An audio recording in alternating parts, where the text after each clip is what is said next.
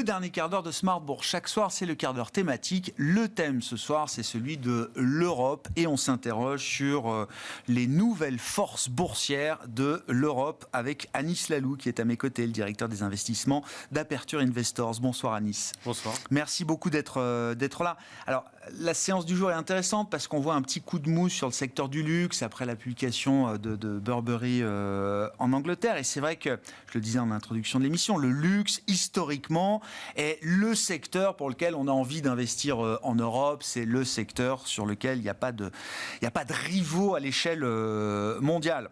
On voit le secteur du luxe qui est un peu en retrait désormais, mais on voit quand même l'Europe boursière qui non seulement fait bien, mais tient tête à Wall Street, au marché américain, y compris au Nasdaq, avec deux secteurs notamment qui ont très longtemps été vus comme des poids morts boursiers pour l'Europe. Le secteur bancaire d'un côté, plus 25 depuis le début de l'année pour les banques de la zone euro, pour le secteur, et le secteur de la tech. Parce que oui, il y a quand même aussi un peu de tech en Europe. Et je voulais bien qu'on passe un peu en revue avec vous, justement, les caractéristiques de ces secteurs. Et est-ce qu'ils font évoluer la perception des investisseurs globaux sur le profil boursier de l'Europe, à Nice ? Oui, absolument. Mais c'est très bien présenté, parce qu'effectivement, on a deux secteurs qui sont en barbelle, en fait. La technologie, qui est typiquement un secteur qui n'aime pas les taux d'intérêt hauts, et les banques qui, au contraire, font beaucoup plus d'argent quand les taux sont élevés. Et les banques qui, structurellement, en Europe, ont été complètement négligées, voire traitées de zombies, parce que c'est des sociétés qui n'arrivaient pas à produire des earnings, alors que le régulateur leur demandait de se capitaliser, se surcapitaliser. Et donc aujourd'hui, la donne a bien changé. Effectivement, ce qui se passe aujourd'hui l'illustre bien, parce que ça se voit à un niveau, aujourd'hui, indiciel. Donc la composition indicielle est telle que, effectivement, quand ces opportunités dans le secteur bancaire deviennent attractives ou attrayantes, et quand le secteur de la technologie vient aider, ce qui est structurel aujourd'hui, eh bien, on a une composition quand même dans l'indice européen qui est très différente de ce qui était peut-être il y a 10 ans, ou il y a 10 ans ou 15 ans. Donc on le constate. Vous l'avez bien dit sur les chiffres de performance, les 3 derniers mois où l'Europe, effectivement, un peu plus... Et on le voit aussi dans la composition des investisseurs qui sont aujourd'hui présents dans les banques. On a des investisseurs internationaux, notamment des investisseurs américains qui regardent donc l'aspect value qui devient intéressant parce qu'aujourd'hui, on a un catalyste en plus de la value. Et le secteur bancaire est une bonne porte d'entrée pour ces investisseurs qui cherchent peut-être à sortir un peu de la zone dollar, quoi. Absolument. Ouais. Et pour ces investisseurs qui cherchent à se diversifier dans le secteur des financials, parce que le secteur européen n'est pas un copy-paste du secteur financier américain. Là, on est sur quelque chose de très différent. Le secteur américain n'a pas vu la régulation sévère qu'on a eue ici sur Basel IV, et donc n'a pas eu à faire face avec autant de sévérité à des taux d'intérêt extrêmement bas, voire négatifs. Donc on est dans une configuration différente. Aujourd'hui, les banques européennes sont surcapitalisées, bénéficient du taux d'intérêt élevé et donc ont un retour de cash flow qui retourne à l'actionnaire. On a des dividend yields qui sont extrêmement intéressants et malgré la bonne performance. Ces banques-là n'ont pas vraiment re-raté puisqu'elles fonctionnent avec leurs earnings aussi. Les cours de bourse ont violemment monté parfois dans certains cas pour des banques italiennes, des banques espagnoles, mais quand on regarde effectivement des métriques de valorisation, ça n'a pas bougé. Ça veut dire quand même quelque part que le sentiment ou la perception des investisseurs vis-à-vis de ces banques européennes est encore un peu en décalage par rapport à ce qu'on décrit des fondamentaux aujourd'hui de ces banques et de l'environnement réglementaire avec un choc qui est derrière nous, a priori aussi. Exactement. Je pense qu'il y a un décalage. Ouais. C'est une bonne façon de le dire puisqu'on ne voit pas le re-rating s'opérer de la même manière que dans d'autres secteurs. Il ne faut pas oublier, c'est un secteur aussi qui a eu à faire face aussi à beaucoup de fintech et de disruption de la fintech. Et aujourd'hui aussi, les règles ont changé, puisque quand on regarde par exemple Unicredit en Italie ou même les autres banques en Espagne, qui sont des banques très digitales aujourd'hui.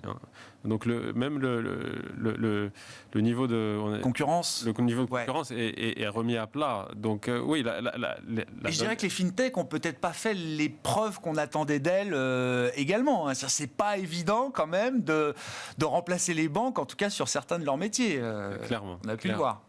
Clairement. Ce qui est peut-être plus facile aussi, c'est d'arriver à un niveau d'équalisation où les banques banques en fait utilisent plus de white label sur la technologie et arrivent à rattraper l'écart. Et donc aujourd'hui, quand elles génèrent des cash flows, ça devient presque plus intéressant que les fintechs qui n'ont pas prouvé la capacité de générer des cash flows. Donc on est quand même sur un barbell très intéressant. Ah ouais.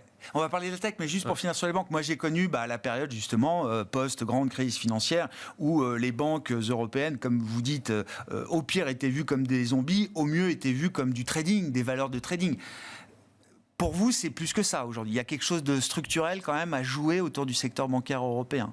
Oui, je pense que oui, parce que, et pour l'Europe de manière générale, puisqu'on ne parle pas juste de la valorisation dont on a parlé sur les 15 dernières années. L'Europe est cheap, mais en plus, il y a un catalyste. Alors, on a une inflexion en fait, des PMI. On le voit. On voit dans les résultats que maintenant, la saison des résultats était OK. Et avec ça, on a une banque centrale européenne qui est supportive, puisqu'on va rentrer dans une période de coupe des taux, et on l'a vu avec la banque centrale déjà suisse, qui a déjà un petit peu front-runné un petit peu la Fed pour une fois. Bien sûr. Et la BCE, oui, la Fed et la BCE. La BCE en l'occurrence, oui. Et donc, effectivement, on est dans une phase où, si l'économie se met à avoir un peu de vent dans les voiles, eh ben, on va avoir... hopefully, du loan growth, de la croissance des prêts, etc. Et donc tout ça, c'est structurellement aidant et positif pour l'ensemble du continent. Bon, et puis alors, l'autre rengaine qu'on a entendu pendant des années, l'Europe, il n'y a pas de tech. La tech, c'est le Nasdaq, c'est aux US. Il n'y a pas de raison que j'aille chercher de la tech ailleurs que là où elle se fait le mieux. Bon. Là aussi, le secteur tech en Europe, alors il faut le décrire peut-être, ce secteur tech européen, c'est peut-être pas tout à fait le même que le Nasdaq, mais il fait partie des secteurs qui contribuent et qui alimentent la surperformance de l'Europe aujourd'hui. Absolument. Encore une fois, la composition indicielle elle est importante parce qu'on ne remarque pas les choses quand elles sont à 3% de l'indice, mais quand elles deviennent à 8 ou 10% de l'indice, les choses changent. Et donc on le voit au niveau de l'indice des large caps. Aujourd'hui, qu'est-ce qu'on a dans la tech en Europe ? Eh bien, on a quand même, pour une grande partie, on a un écosystème qui est central à l'intelligence artificielle. On ne le dit peut-être pas assez souvent, mais les fameuses chips Nvidia, que ce soit les Blackwell, la dernière génération ou la génération d'avant, on ne peut pas les fabriquer sans l'écosystème européen qui se trouve en Hollande, en Belgique, etc. Donc ça, c'est numéro 1. Numéro 2, après, quand on pense à cette fameuse vague de l'IA, très souvent, on pense tout de suite au Large Language Model et tout de suite, c'est bien sûr OpenAI et Microsoft et les géants. C'est vrai, c'est important.